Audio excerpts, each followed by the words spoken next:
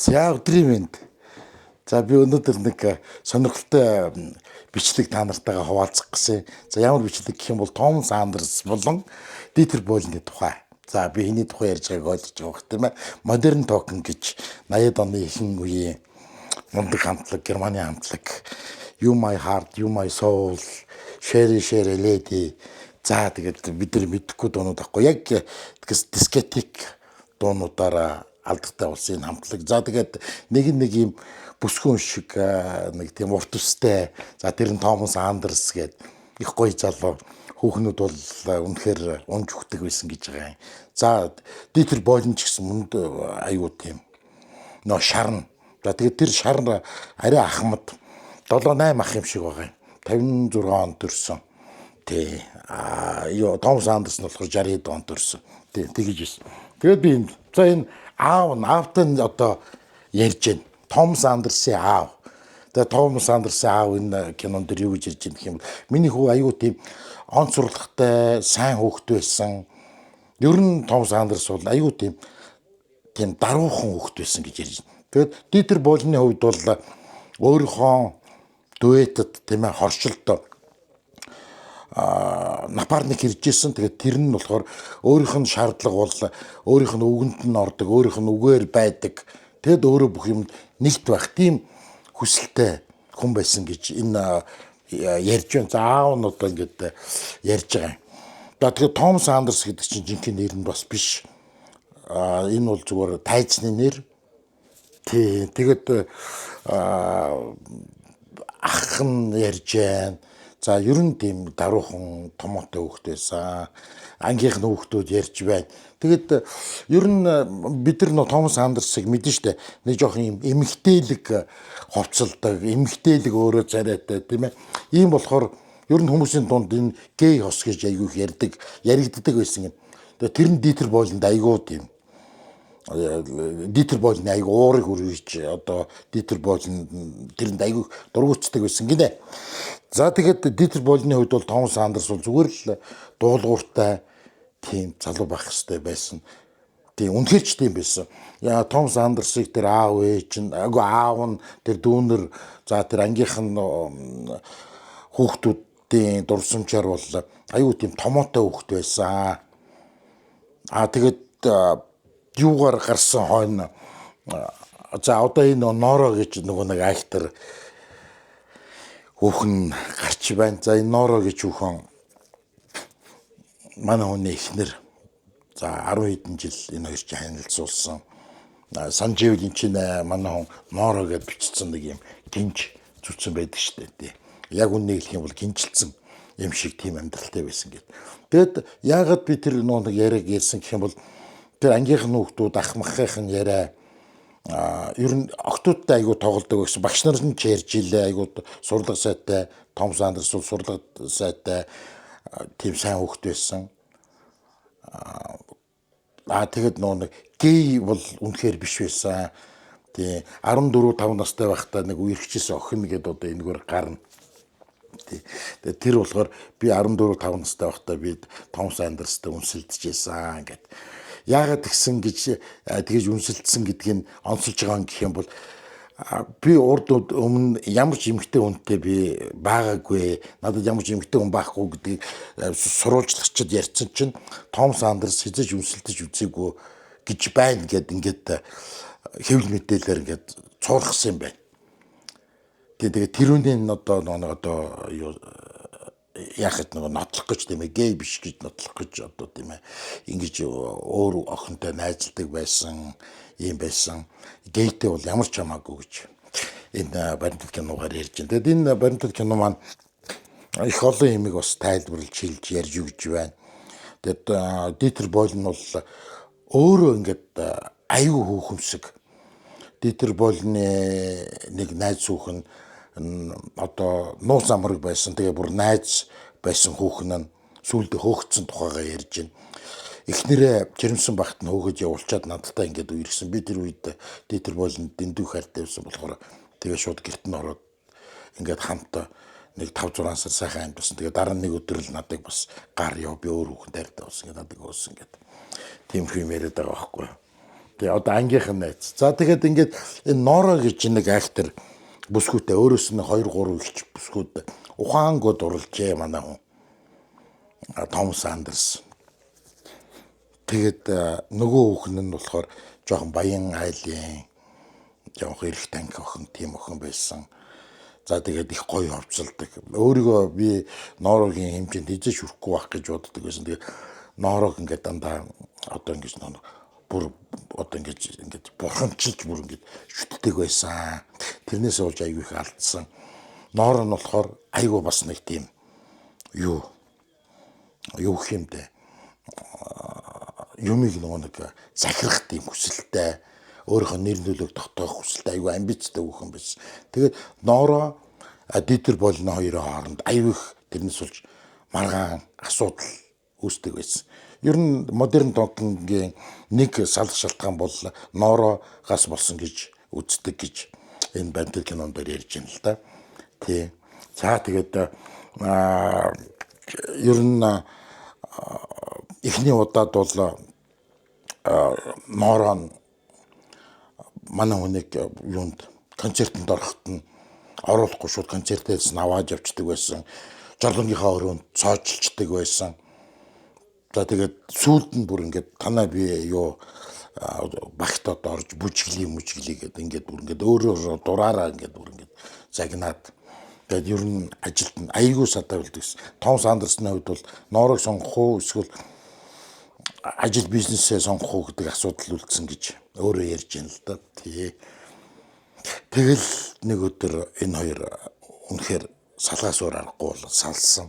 Дитер Болны ч буруу байсан. Дитер Бол за одоо болий. Одоо би чамтай ингэ чиний хотноос үзэлдэж чадахгүй боллий гэж зогсоосон. Томас Андерс ч одоо тэгээд за одоо ингэ ч юм бол болий гэхэд. Тэгээ энэ хоёр тийш салсаа гэж.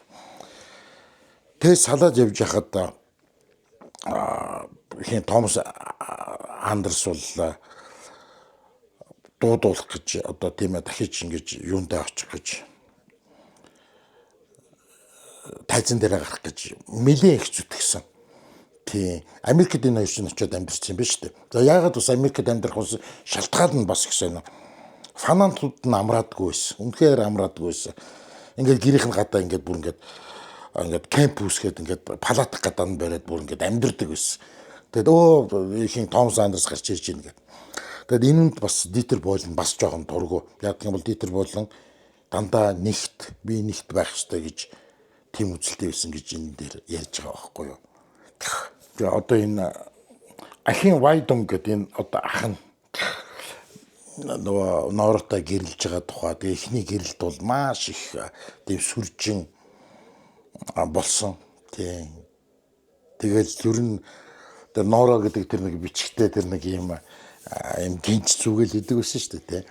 Тэр бол юу жинхэнэ утгаараа зүгээр хиний Томас Андерсны гинж байсан юм шүү гэж тэр ах нь хэлж байгаа байхгүй юу. Тэгээ өөрөө тийм аюу тийм аядуу зөөлөн юм байна л да. Хүний өгөмд оромтгай. Тэгээд Томас Дитер Болн захирахгүй эсвэл Норо захирахгүй гэл ийм асуудлаас болсон гэл. Тэгээд нэр яагаад нэр Германаас яг хамтлаг саллаа. Тэгээд тэр хоёр Норо энэ хоёр шууд Лос Анжелес руу явсан. Тэгээд мэдээж Лос Анжелест очиод анхандаа гоё л байсан. Бүх юм шинээр эхлээд танд хүмүүс танихгүй тийм ээ хинийг Томас Андерсыг эхэндээ их гоё байсан гэсэн. Тэгээд дараа нь буцаад ингээд мэдээж одоо тийм ээ тайзан дээр эргэж ирэх гээд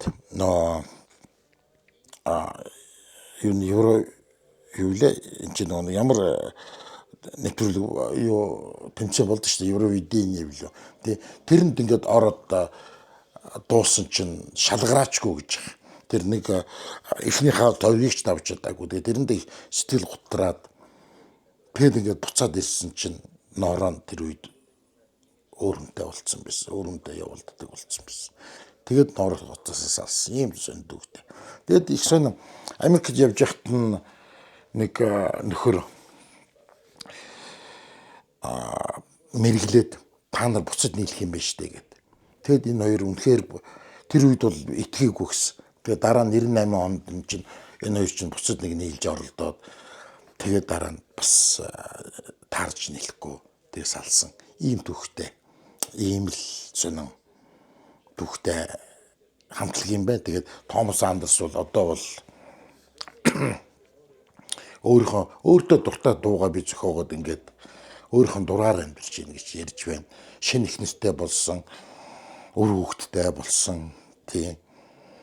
Ер нь нэг тийм би эмэгтэйчүүдтэй би тэгж их сонирхдаггүй. Эмэгтэйч нэг орноос өссрээд нөгөө оронд ордог төрлийн бие хүн биш. Дитер бол эсэргээр аюу хүүхэнтэй зугаалдаг, хүүхэнтэй орооцолддог ийм хүн байсан. Одоо ч байгаа. Дитер Бойланд ихтэй өөрийнхөө хүслийг эрэмжилдээ хүрч чадсан гэж байна. Одоо бол Дитер Бойлныг одоо германчуудын дунд ингээ асуухаар Дитер Бойлн агуу хүн штэ. Дитер Бойлн бүр илүү штэ гэж одоо тэгж ярьдаг гэн. Яагаад гэх юм бол одоо телевизийн шоу одоо юу гэдгийг тийм ээ. Одоо нэг дууны тэмцээнүүд байдаг шүү дээ. Тэднийг бас ингээ шүүж ярьдаг нэг юм шүүгч юм байна. Америка Got Talent гэдэг тийм ээ. Авьяаслаг монголчууд гэдэг чинь авьяаслаг германчуудын тийм шоуг бас шүүдэг. За тэгээд өөр олон юунуудыг шүүдэг, хөдөлдөг тийм ээ, нэвтрүүлгүүдийг хөдөлдөг. За дуугаа зохиодог. Дитер Бойлн ч бидний тэр бас л 80-аад он 70-аад оны сүүлд 80-аад оны ихэр чинь тэр нэг гарч ижсэн Сисик хэвчүүлээ тэдний продюсер хийдэг байсан. Гэт ер нь өөрөө продюсер, ер нь өөрөө их мундаг хүн юм байна л да. Ганц тэр хоёрын зам нийлээгүй, таараагүй. Одоо ингээд тэр 98 онд хүртэл ингээд ирчээд тэр Малаховын тэр пост кавиадад нэвтрүүлэг дээр орж ирээд энэ хоёр ярьсан чинь энэ тухай Томас Андерсаас асуусан чинь хоёр талаас орж ирдэг гинэ. Тайчны нэг нь баруун талаас гарах юм бол нөгөө зүүн талаас. Тэгээд нийлж хамтарч дуучаад хоёр тишээ салаад хоёр өөр машин суугаад хоёр өөр буудлын руу явчихдаг. Бүр тийм харьцаатай байсан. Тэгээд тийм харьцаа бол мэдээж удаан үргэлжлэж чадахгүй тодорхой байсан тийм ээ. Тийм. За тэгээд модерн тонкны түүх нэг ийм байдаг юм бэ. Энэ одоо сургуулийн багш нь тийм ээ ярьж байна. Аюу тийм томоотой хүүхэд байсан. За энэ ангийнх нь охин байсан. За манай Томас Андерс бол аюу томоотой хүүхэд байсан гэдэг. Петра Хак. Одоо тэгээд нэг сургуульд байхдаа хайртай байсан охин нь бас гарна тий. Тэр Нора тэр нэг юуг энэ охин дуртай биш гэдэг нүдний жилтэй нэг охин байгаа юм. Энэ охинд хайртай байсан гэдэг гардыг. Тэр эмгтээлэг тэр ховцолтыг бол Нора зохиож өгсөн гэж шүү. Нора нөгөө хуучин ихнэр нь Томас Андерс тэгээд нэг хинэс Дитер Бойлонгоос илүү болгохын тулд илүү тийм тод өнгийн ховц, илүү тийм чамин хувцс өөрөө ингэж зохиож, өөрөө тийм ч мэрэгжлийн хүн байсан юм шиг байна. За энэ нөгөө хинэ анхан Томас Андерстай үнсэлцэж үдсэн охин нь гинэ. Тэгээд бид хоёр ингээд цахаа махаагаар харьцдаг байсан. Тэгээд ер нь манай хүн бол айгүй ичимхий байсан. Гэхдээ бид хоёр үнсэлдэж үдсэн. Анхны үнсэлт бол бид Томас Андерстай бид үнсэлдэжсэн гэдэг айгүй хөөхөн түүх ярьдаг. Тэгээд өөрөө бол айгүй үнэнч бүр ингээд ихнэрээ бол ингээд бурхан шиг ингээд шүтдэг, бүр ингээд үгэнд нь айгүй ордог. Нэг тийм л хүн юм байна. Томас Андерс их зөөлөн. Гвидо Карп гэдэг найз нь бас тэр дахаа ярьж байна. Ингээд найз нөхд нь сургуулийн багш нар нь продюсер нь одоо түүнтэй холбоотой хүн болгон энэ ярианд оролцож байна. Тэгээд Дитер Бойлн энэ ч байхгүй болохоос хүн болгон энэ нэвтрүүлэг. Тэгээд энэ нэвтрүүлэг YouTube дээр байна. Манайхан сонирхоод үзээрэй тий. Илүү сонирхолтой байх болох хаа. За тэр баяртай.